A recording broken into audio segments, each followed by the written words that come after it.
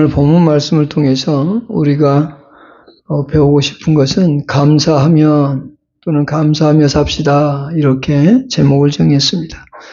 이번 주에 이제 우리 나라의 명절인 한가위가 있죠. 추석 명절인데 올해는 조금 날짜가 빨라서 원래 추석은 이제 곡식을 수확하고 그 곡식을 통해서 또 이제 조상들에게 가서 제를 올리고 하던 데서부터 유래되었고, 또 오곡백과를 이제 새로 수확한 것을 가지고 가족끼리 또 오손도손 모여서 행복한 시간들을 보내는 명절이죠. 그래서 우리 한가위만 같아라, 이런 표현이 있는데 그만큼 즐겁고 행복한 날이죠.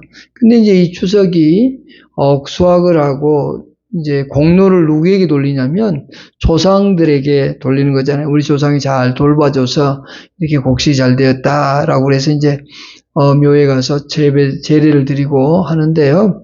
우리는 그것에 정말로 이 추석 명절이라고 하는 명절에 기억해야 되는 게 하나님께서 주인이지, 하나님에 의해서 우리가 모든 것들이 수확을 하고 하나님에 의해서 우리가 참 행복을 누리고 살아가는 것이다 라고 하는 것을 한번 생각해 볼 수 있는 그런 시간들입니다. 그래서 추석 연휴가 이제 목요일, 금요일, 토요일, 그리고 이제 주일, 그리고 또 월요일, 화요일까지 연속으로 쉬게 되는데요.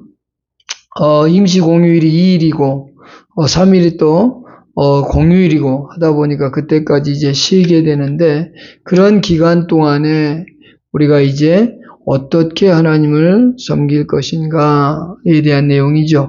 그래서 이런 명절에 하나님을 떠나기보다는 더욱더 하나님과 가까이 가는 그런 명절, 그런 행복한 시간들을 만들어가는 것이 우리에게는 필요합니다. 특히 가족들이 왔을 때 가족들과 함께 하나님을 예배하는 그런 삶의 모습이 되면 참 좋겠다라는 거죠. 원래는 두 가지 설교의 제목을 놓고 고민을 했었는데, 사도행전 16장 34절에 보면 간수가 그 가정에 바울과 실라를 데려다가 복음을 전하고 온 가족이 하나님을 믿음으로 그 가정에 기쁨이 충만했다, 이 본문을 할까 아니면 감사를 할까 두 가지를 놓고 많이 고민을 하다가 먼저는 감사를 선택했습니다. 그래서 올해는 감사에 대한 이야기를 이번 주와 다음 주에 두 번에 걸쳐서 하도록 하겠습니다. 먼저 우리가 성경에서 곡식을 수확했을 때 하나님은 어떻게 말씀하고 있냐면, 출애굽기 23장 14절에 보면 이런 명령을 주셨어요. 너는 매년 3번 내게 절기를 지킬지나 너는 무교병의 절기를 지키라.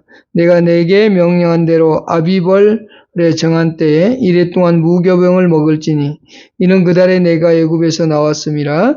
빈손으로 내 앞에 나오지 말지니라. 맥추절을 지키라. 이는 내가 수고하여 밭에 뿌린 것의 첫 열매를 거둠이니라. 수장절을 지키라. 이는 내가 수고하여 이룬 것을 연말에 밭에서부터 거두어 저장함이니라. 내 모든 남자는 매년 3번씩 주 여호와께 보일지니라.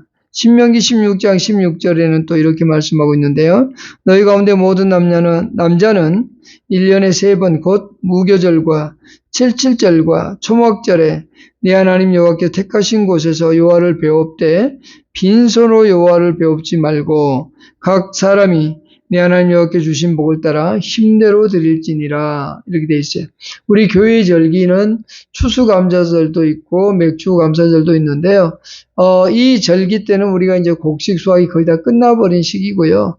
어떻게 보면 이 한가위 때가 주로 이제 우리가 수확을 많이 하는 시절이긴 합니다만, 그러나 이제 추수감사절도 지킬 겁니다. 근데 여기서 중요한 것은 하나님이 감사하는 사람들, 감사절기를 지킬 때 필요한 것이 뭐냐면 빈손으로 나오지 말라, 이렇게 되어 있죠.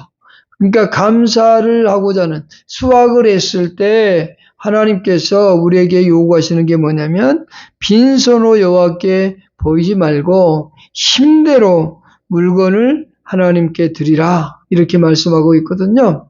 그렇다면 왜 하나님께서 그렇게 꼭 물건을 드리라, 물질을 드리라 이렇게 말씀할까요? 하나님이 가난해서 그럴까요? 하나님이 없어서 그럴까요? 하나님이 빈곤해서 그럴까요? 전혀 그렇지 않습니다. 성경은 이렇게 말해요. 땅의 모든 것이 다 하나님의 것이다. 주님의 것이다. 이렇게 명령하고 있는데요. 욥기 41장 11절에 보면 누가 먼저 내게 주고 나로 하여금 갚게 하였느냐. 온 천하에 있는 것이 다 내 것이니라. 이렇게 하나님께서 말씀하고 있고요. 시편 24편 1절에 땅과 거기에 충만한 것과 세계와 그 가운데 사는 자들은 다 여호와의 것이로다. 시편 이사야 40장 12절에 누가 손바닥으로 바닷물을 헤아렸으며 뺨으로 하늘을 쟀으며 땅에 티끌을 대어 담아보았으며 접시 저울로 산들을 막대 저울로 작은 언덕들을 달아보았으리라. 누가 여호와의 영을 지도하였으며 누가 그의 모사가 되어 그를 가르쳤으랴. 그가 누가 더불어 의논하셨으며 누가 그를 교훈하셨으며 그에게 정의의 길로 가르쳤으며 지식을 가르쳤으며 통달의 도를 보여주었느냐. 보라, 그에게는 열방이 통에 한 방울 물 같고 저울의 작은 티끌 같으며 섬들은 떠오르는 먼지 같으리라. 레바논은 땔감에도 부족하겠고 그 짐승들로 번제도 부족할 것이라. 여호와 앞에는 모든 열방이 아무것도 아니라 그는 그들을 없는 것 같이 빈 것 같이 여기시느니라. 이렇게 말씀을 했거든요. 앞에서 모든 것이 하나님의 것이라고 얘기했고 하나님의 위대함과 전능함을 이사야 선지자는 얘기했어요. 오늘 본문에 있는 시편 50편 9절도 한번 보실까요? 9절로 13절까지 한번 여러분 같이 한번 보시죠. 내가 내 집에서 수소나 내 우리에서 수염소를 가져가지 아니하리니 이는 삼림의 짐승들과 뭇 산의 가축이 다 내 것이며 산의 모든 새들도 내가 아는 것이며 들의 짐승도 내 것이미로다. 내가 가령 줄여도 내게 이르지 아니할 것은 세계와 거기에 충만한 것이 내 것이미로다. 내가 수소의 고기를 먹으며 염소의 피를 마시겠느냐. 이렇게 돼 있죠. 그러니까 하나님께서 이 땅의 모든 것이 하나님의 것이거든요. 그러니까 하나님보다 부요하고 부자된 사람은 없어요. 우리는 하나님을 능가할 인간은 이 땅에 아무도 없어요. 이 땅에 존재하는 모든 사람이 다 재물을 모으고 힘을 모아도 하나님 앞에는 아무것도 안 되는 그런 비천한 존재인 겁니다. 그러니 하나님께서 이 땅의 모든 것이 하나님의 것이라고 얘기하면서 그런 분이 뭐가 부족해서 우리에게 바치라고 하고 빈손으로 보이지 말라고 하는 거예요. 그래서 이제 좀 뒤에 보면 알게 되겠죠? 자, 하나님께서는 왜 이와 같이 바치라고 하느냐? 하나님께서 주인이다라고 하는 것을 우리에게 말씀하고 있는 거예요. 이 땅의 모든 소유물이 다 내 것이기 때문에 그 가운데 너희가 수고한 대로 힘대로 그냥 모든 사람에게 일괄적으로 똑같이 정해가지고 엄청나게 큰 많은 것을 요구하는 게 아니라 우리가 수고한 그 힘대로라고 얘기하고 있죠. 또 하나는 하나님께서 14절에 50장 14절에 이렇게 말하죠. 감사로 하나님께 제사를 드리며 이렇게 돼 있어요. 무슨 얘기겠어요? 하나님이 감사로 제사 드리는 것을 원하기 때문이에요. 감사의 제물을 감사로 하나님께 드리는 것을 원하시기 때문에 그렇습니다. 23절에도 감사로 제사를 드리는 자가 이렇게 말씀하고 있죠. 하나님이 원하시는 예배의 모습, 하나님이 원하시는 진짜 우리의 신앙의 삶의 모습, 우리가 이제 추석이라고 하는 이 명절을 통해서 그저 무조건 즐겁고 행복하고 가족끼리 만나서 즐기고 노는 것이 아니라 다시 한번 생각해 봐야 되는 거예요. 추수감사절 때도 생각해 보고 매일의 삶 속에서 생각해 보겠지만 우리에게 이 땅에서 살아갈 수 있게 하시고 이 땅에서 모든 것을 누리며 살아가게 하신 하나님, 우리는 그것에 대해서 감사해야 돼요. 사람들은 이런 생각을 많이 해요. 무슨 생각을 하냐면 내가 조금 더 좋은 곳에서 살았다면, 내가 조금 더 땅이 많았다면, 내가 조금 더 농사를 많이 지었다면 하면서 남을 부러워하기도 하죠. 근데 여러분, 이건 아셔야 됩니다. 내가 있는 그 자리가 하나님이 나에게 가장 잘 적합하고 맞는 자리고요. 우리에게 주신 만큼이 우리가 누리고 행복을 누리고 살아갈 수 있는 만큼인 겁니다. 그러니까 우리는 살면서 늘 하나님 앞에 감사하고 하나님께서 원하는 이 감사의 제물을 그게 크든 적든 간에 말입니다. 늘 감사하고 또 감사는 여러분 될 수 있기를 바랍니다. 왜냐? 하나님께서 이 땅의 주인이고 내 삶의 주인이고 여러분의 주인입니다. 그리고 그것을 하나님이 원하기 때문에 그렇습니다. 그렇다면 하나님께 우리가 감사한다면 어떤 결과가 올까요? 이게 중요하지 않겠습니까? 하나님께 내가 감사하면, 우리가 제목을 감사하면 그랬잖아요. 어떤 결과물이 주어질까요? 사도 바울은 범사에 감사하라 이랬어요. 그러면서 이는 예수 그리스도 안에서 너에게 향하신 하나님의 뜻이다라고 말씀했거든요. 근데 우리는 좋은 일이 생기면 일시적으로 감사를 해요. 근데 나쁜 일이 생기면요? 조금 안 좋은 일이 생기면 어떻게 하죠? 아, 하나님 왜 나한테 하면서 원망을 해요. 비가 안 올 때는 비 좀 왔으면 좋겠다, 비 좀 왔으면 좋겠다 하다가 비가 이제 또 좀 생각보다 많이 내려요. 그럼 뭐예요? 아이고, 이놈의 비 좀 그만 좀 내렸으면 하죠. 늘 우리는 무엇에 기준을 하냐면 나라고 하는 사람, 내가 살아가는 삶의 환경에 그것이 기준이 되지요. 근데 여러분, 그렇게 살면 안 됩니다. 우리는 언제나 하나님께서 필요해서 비도 많이 주시고 또 하나님께서 보실 때 필요해서 비가 안 오기도 하십니다. 그것은 하나님께서 하시는 거예요. 하나님이 왜 그렇게 했는지는 우리는 알지 못해요. 그러나 분명한 것은 하나님의 뜻과 의도가 있어서 그렇습니다. 그러니까 우리는 어떠한 환경을 만나든 어떠한 삶의 모습을 만나든 어떻게 해요? 감사해야 됩니다. 특별히 가을이 되어지고 이제 수확하는 시기가 되어질수록 더욱더 감사해야 됩니다. 어떤 때 더욱더 감사해야 될까요?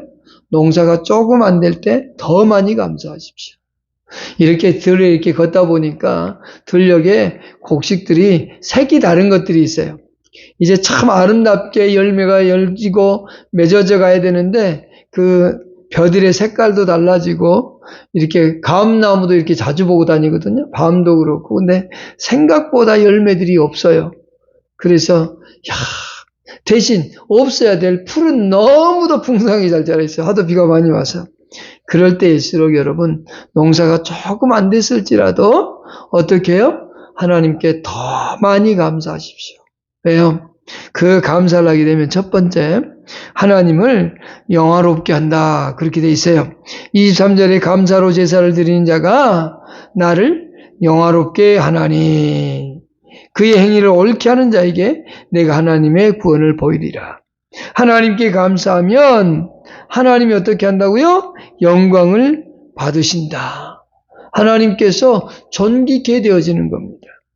우리가 하나님께 감사하면 감사할수록 하나님의 이름이 위대해지고 존귀케 되어지는 삶의 모습을 드러내게 되는 거죠. 우리는 하나님이 감사 안 해도 하나님이 위대하고 전능자이셔요. 우리가 아무것도 안 하고 불평을 해도 하나님은 전능자이셔요. 그런데 우리가 더욱더 감사하면 다른 사람들이 볼 때, 야, 도대체 뭔데, 하나님이 도대체 어떤 분인데 감사한단 말인가? 라고 하면서 하나님의 이름이 더 존귀케 되어지고, 더 위대하게 되어지게 되겠죠. 그래서 우리는 평소에 매일 삶 속에서 감사가 끊이지 말아야 됩니다. 늘 우리의 마음 속에서, 우리의 입술에서 이 감사가 넘쳐야 돼요. 누가복음 17장에 보면, 나환자 10명이 있어요. 근데 그들에게 예수님께서 이렇게 말씀하셨어요. 가서 제사장들에게 너희의 병을 보여라. 이렇게요. 왜냐하면 율법에 나병 환자들은 제사장에 가서 몸을 보여서 제사장이 나병이라고 하면 이제 격리를 시키죠. 근데 나았어요. 그럼 나았다는 것을 누구에게 가서 확인을 받아야 되냐면 제사장들에게 가서 받아야 돼요. 그래서 예수님이 그 10명에게 가서 제사장들에게 너희 몸을 보여라 그랬어요. 근데 가다가 한 사람이 돌아옵니다. 누가복음 17장 15절에 이렇게 말씀하고 있는데 그 중에 한 사람이 자기가 낳은 것을 보고 큰 소리로 하나님께 영광을 돌리며 돌아와 이렇게 돼 있어요. 그러면서 18절에 이 이방인 외에 하나님께 영광을 돌리러 돌아온 자가 없느냐 예수님께서 그렇게 말씀하시죠. 분명히 10명의 제사장이 가서 몸을 보이라고 그랬어요. 그 말은 10명 다 치유가 되어진 겁니다. 근데 그때에 오직 단 한 사람만 돌아와서 하나님께 영광을 돌리면서 돌아왔습니다. 하나님 내 병이 낫게 해주셨으니 감사합니다. 막 환호성 치고 기쁨으로 그렇게 돌아왔겠죠. 제사장이 가기 전에 먼저 예수님께 찾아와서 예수님 앞에 감사하고 있는 겁니다. 이게 우리 속에서 이루어져야 되는데 이와 같은 것들이 일어나지 않고 있다는 게 문제인 거죠. 그 9명은 그래서 예수님께서 그 나머지 9명은 어디 갔느냐? 그들도 똑같이 나았는데 어디 갔느냐? 감사하지 않았다는 거죠. 진정한 감사의 삶을 살아가는 사람은 소수의 사람들입니다. 많은 그리스도인들이 있습니다. 그러나 진정 하나님께 감사하는 사람은 그렇게 많지 않습니다. 어떤 좋은 일이 생기면 내가 잘해서 또는 내가 운이 좋아서 내가 재수가 좋아서 이런 대로 영광을 돌려버리죠. 하나님께 영광을 돌린 게 하나님이 내게 이렇게 해주셨구나라고 하는 것보다는 자기에게 위로를 하고 자기가 되어진 것처럼 그렇게 착각 속에 살아갑니다. 그러나 우리는 그렇게 해서는 안 되겠습니다. 두 번째, 첫 번째는 하나님을 영화롭게 한다 그랬죠. 두 번째, 시편 69편 30절에 보면 30절과 31절에 보면 하나님을 기쁘시게 한다라고 되어 있어요.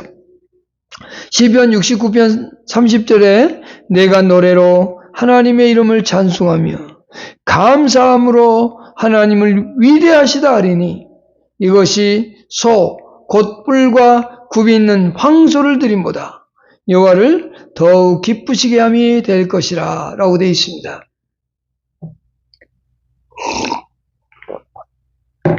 황소 한 마리가 가격이 얼마나 되겠어요? 그런데 그것보다 더 하나님을 기쁘시게 하는 것은 감사함으로 하나님께 하나님 정말로 감사합니다. 하나님이 이렇게 해주셨습니다. 하나님께서 이렇게 인도하셨습니다 하는 이 한마디의 고백, 찬송, 이 모든 것들이 큰 황소를 하나님께 드리는 것보다 많은 제물을 드리는 것보다 더 하나님을 기쁘시게 한다고 그렇게 말씀하고 있다라고 하는 거죠. 여러분, 우리는 감사가 그래서 우리 속에서 끊어지면 안 됩니다. 우리는 늘 감사함이 넘쳐야 됩니다. 그 감사가 넘치지 않으면 안 되는 거예요. 우리의 삶을 살아가는 모든 삶 속에서 저와 여러분들이 하나님을 기쁘시게 한다.